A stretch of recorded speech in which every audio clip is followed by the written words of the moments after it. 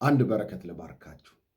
በመጽሐፍ ቅዱስ ዘፍጥረት መጽሐፍ ምዕራፍ 26 ላይ ከቁጥር 1 ጀምሮ ስታነቡ ቀድሞ በአብርሃም ዘመን ከነበረው ረሃብ ይልቅ እጅግ ረሃብ ሆነ። በጌሬራ ከተማ ላይ የነበሩ ሰዎች በሙሉ ወደ ግብፅ በሚሸሹበት ጊዜ ይስሐቅም አብሯቸው ለመሸሽ ሲነሳ እግዚአብሔር ለይስሐቅ ተገለጠለት። ከዛም እንደዚህ አለ፣ በዚህ ምድር ተቀመጥ አለው። ምን ላይ? ረሃብ ላይ ተቀመጥ አለው። ይስሐቅም በዛ ረሃብ ዘመን ዘር ዘራ። ምን ላይ?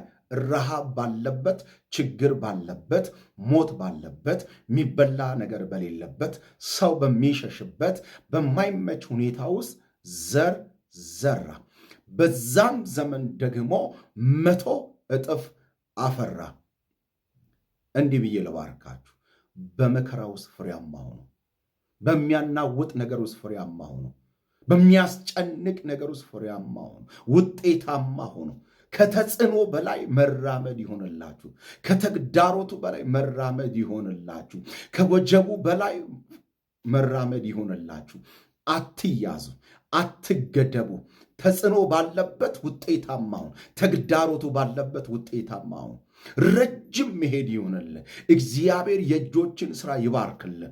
በዛው በመከራ ውስጥ፣ በዛው በጭንቅ ውስጥ፣ በዛ በማይመች ነገር ውስጥ እግዚአብሔር የእጆችን ስራ ይባርክልህ። መከናወንን ይስጥህ። በፈራኸው ነገር ውስጥ ድል ይስጥህ። በተጨነከው ነገር ውስጥ ድል ይስጥህ። አትቆሙ። ተባረኩ። እወዳችኋለሁ። ይህ መልእክት እናንተ ጋር ከደረሰ ሌላ ሰው ጋር እንዲደርስ ሼር አድርጉ።